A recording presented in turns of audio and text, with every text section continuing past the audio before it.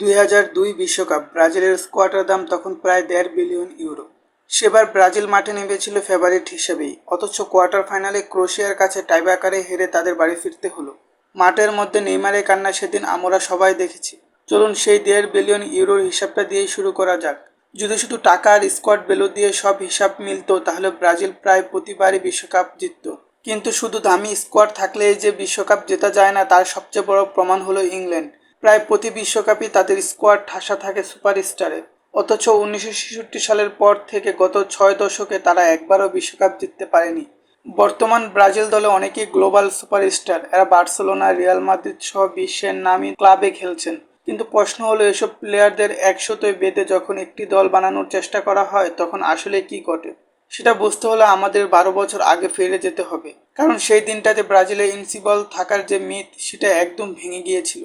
কেননা সেই ঐতিহাসিক ম্যাচটা হারার আগে ব্রাজিল তাদের মাটিতে প্রায় 62 ম্যাচ আনবিটেন ছিল। তার আগে প্রায় 39 বছর ব্রাজিল নিজেদের মাটিতে কোনো ম্যাচ হারেনি। চলুন 2014 সালে ফেরত যাওয়া যাক। সেলেসাওদের সেই দুঃস্বপ্ন এড়িয়ে ব্রাজিল ফুটবলের ময়নাতদন্ত করাটা রীতিমতো অসম্ভব। 4ই জুলাই ব্রাজিল বিশ্বকাপের সেমিফাইনাল। দলের প্রাণ বুমরা নেইমার ইনজুরির কারণে আগেই মাঠের বাহিরে। ম্যাচ শুরু হওয়ার মাত্র 11 মিনিটের মাথায় কর্নার থেকে টমাস মুলারের প্রথম গোল। এরপর দ্বিতীয় গোলটা আসে 23তম মিনিটে। এর পরের 6 মিনিটে আসে চারটা গোল।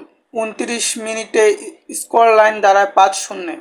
ব্রাজিলের মতো একটি টিম যাদের নিজেদের মাঠে জার্মানির কাছে 7-1 গোলে কচুকাটা হলো, প্রেসিডেন্ট দিলমার রুসেফ জাতির কাছে প্রকাশ্যে ক্ষমা চাইলেন।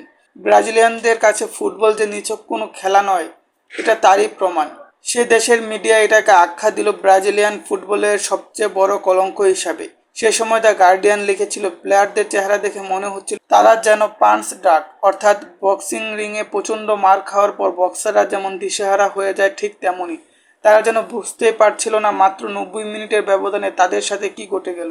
7-1 সেই হারটা কেবল ব্রাজিলের ইগোতে আঘাত আনেনি, সে হারটা মনস্থ একটি গভীর ক্ষত তৈরি করে দিয়েছিল, যা কোনোদিনও শুকায়নি। পরবর্তীতে যারা এই দলটা নিয়ে কাজ করেছিল সেসব সাইকোলজিস্টরা একে বলেছিল কালেকটিভ ট্রমা, যা সামষ্টিক মানসিক আঘাত। একটা ক্ষত ঠিকমতো না শুকালে যেমন সেখানে চিরস্থায়ী দাগ পড়ে যায়, এটাও ঠিক তেমন। ব্রাজিল সেই ক্ষতচিহ্ন নিয়ে এখনও খেলছে। 2002 সালের বিশ্বকাপ জয়ী টিমের মতো ইনসিবল ভাবটা এখন আর নেই, বরং এখন তারা অনেক বেশি ভঙ্গুর। ব্রাজিল বিশ্বকাপ সেমিফাইনালের সেই কুখ্যাত ম্যাচের কয়েক দশক আগে থেকেই ভিতরে একটা পছন্দ ছিল। পছন্দটা ঠিক সেই জায়গাতে যেখানে একসময় ব্রাজিলের জাদুকরী ফুটবলে জন্ম হতো।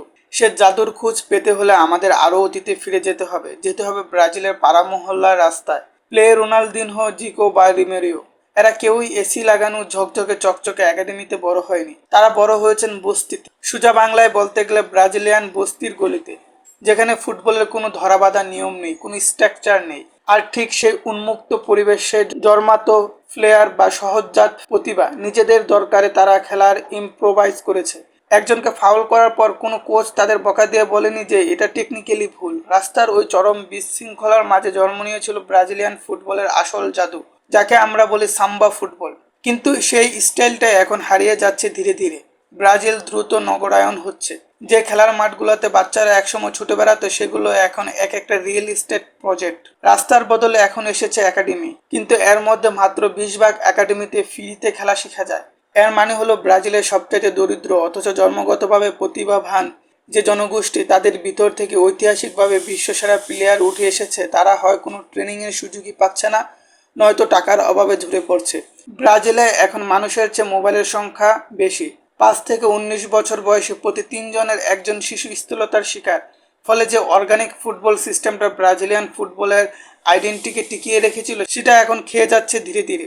একটা লম্বা সময় ধরে ফুটবল ছিল ব্রাজিলিয়ানদের অর্থনৈতিক সমৃদ্ধির অন্যতম বড় হাতিয়ার, কিন্তু গত 2 দশকে ব্রাজিল অর্থনৈতিকভাবে বেশ উন্নতি করেছে।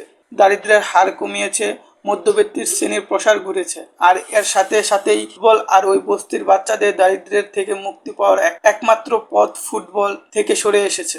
ব্রাজিলিয়ানদের ফুটবল সংস্কৃতি গড়ে উঠেছিল বাচ্চাদের অদম্য জেদের উপর ভিত্তি করে। তারা খেলতো এমনভাবে তাদের জীবন মরণ ওই 90 মিনিটের উপরে নির্ভরশীল। কিন্তু ব্রাজিলিয়ান ফুটবলের সেই কাঁচামালটাই এখন বদলে গেছে প্রযুক্তি আর নগরায়নের হাত ধরে। গত কয়েক দশক ধরে ব্রাজিল তাদের সেরা ট্যালেন্টদের পাঠিয়ে দিয়েছে ইউরোপে, যাদের বয়স 19 অথবা 20। এই ছেলেগুলো তাদের ফুটবলের সবচেয়ে গুরুত্বপূর্ণ সময়টা পার করছে ইউরোপিয়ান স্টাইলে। তারা ইউরোপিয়ান টেকনিক্যাল ভাষাকে ভাবতে শুরু করছে ফুটবলের ভাষা হিসেবে, খেলাটাকে ইউরোপিয়ানদের চোখ দিয়ে দেখছে। তাই যখন তারা ব্রাজিলের জার্সি গায়ে জড়ায় তখন তার আক্ষরিক অর্থে ইউরোপিয়ান ফুটবলের একটি প্রোডাক্ট। আর তারপর সেই ইউরোপিয়ান ধাঁচে করা প্লেয়ারদের নিয়ে ব্রাজিল চেষ্টা করে একবারে ব্রাজিলের মতো করে খেলতে, যাদের আসলে গড়ে তোলা হয়েছে অন্যভাবে খেলার জন্য। অন্যান্য দেশগুলো কিন্তু এই ব্যাপারটা একদম অন্যভাবে হ্যান্ডেল করে। স্পেনও প্লেয়ার এক্সপার্ট হয়, কিন্তু তাদের লা মাসিয়া এবং স্পেনিশ সিস্টেম এমন একটি ফুটবলীয় ফিলোসফি তৈরি করে দিয়েছে যে প্লেয়াররা দুনিয়ার যেখানে যাক না কেন সেই ফিলোসফি ভাবটা তাদের রক্তে মিশে গেছে। 2000 সালের ইউরোতে ভরাডুবির পর জার্মানি টানা 15 বছর ধরে তাদের পুরো সিস্টেমটা ঢেলে সাজিয়েছে, আর সেই 7-0 স্কোর লাইন ছিল সেই মেগা প্রজেক্টেরই ফসল। কিন্তু ব্রাজিল সেই কাজটা এখনো করতে পারেনি। ব্রাজিল হয়ে উঠেছে বিশ্বের সবচেয়ে বড় এবং সফল ট্যালেন্ট ফুটবলার সাপ্লায়ার হাব হিসেবে। আর এখান থেকে শুরু হয় পরবর্তী অধ্যায়। কোচিংয়ের মহা সংকট, ব্রাজিলিয়ান ক্লাবগুলো ঘন ঘন ম্যানেজার বদলায়।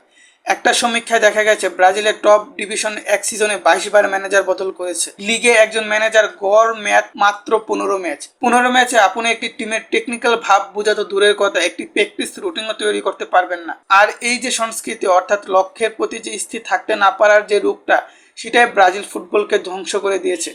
2010 সাল থেকে শুরু করে গত 16 বছরে ব্রাজিল তাদের ম্যানেজার বদল করেছে 9 বার। এর সাথে যদি আপনি ওয়ার্ল্ড কাপ জেতা দলগুলোর তুলনা করেন, স্পেন তাদের ম্যানেজার বদল করেছে 6 বার, জার্মানি 4 বার, ফ্রান্স মাত্র 3 বার। আর্জেন্টিনার হিসাবটা একটু ভিন্ন, তারা ম্যানেজার বদল করেছে 8 বার। আর এই কারণে এই তুলনাটা বেশ ইন্টারেস্টিং হয়ে দাঁড়ায়, কারণ 18 সালের পর থেকে আর্জেন্টিনা তাদের ম্যানেজার একবারের জন্য বদল করেনি। অন্যদিকে ব্রাজিলের প্লেয়াররা টুর্নামেন্ট শুরু হওয়ার 2 সপ্তাহ আগে ক্যাম্পে যোগ দেয়। তারা প্রত্যেকে ভিন্ন ভিন্ন টেকনিক্যাল পরিবেশে, ভিন্ন ভিন্ন ক্লাব এবং ভিন্ন লিগে বড় হয়েছে। আর ব্রাজিল আশা করে মাত্র 2 সপ্তাহে তারা সালাসাউদের মতো সাম্বা ফুটবল খেলবে। ব্রাজিলদের এক অলিখিত নিয়ম ছিল ব্রাজিলের ফুটবলের দায়িত্ব নেবে কোনো ব্রাজিলিয়ান। কিন্তু সবচাইতে অবাক করা বিষয় হলো বর্তমান সময়ে এসে ব্রাজিলিয়ানরা নির্ভর হচ্ছে কোনো ইউরোপিয়ানদের দায়িত্ব দিতে, যা ব্রাজিলের মহাসংকটেরই পূর্ণ রূপ হিসাবে দাঁড় করিয়েছে। আমরা অবশ্যই আশা করি ব্রাজিল একদিন ইউরোপিয়ান স্টাইল থেকে বের হয়ে ব্রাজিলিয়ান সাম্বা স্টাইলে ফুটবল খেলবে, আর তারা তাদের সাম্বা স্টাইল দিয়ে হেক্সা মিশন পূরণ করবে। হয়তো সেই সময় কখনোই আসবে না, বা সে সময় দূরও নয়। আমরা চাই ব্রাজিল তাদের ঐতিহ্য ফিরে পাক, আর বিশ্বকাপের মঞ্চে তাদের নেতৃত্ব থাকুক সবার উপরে।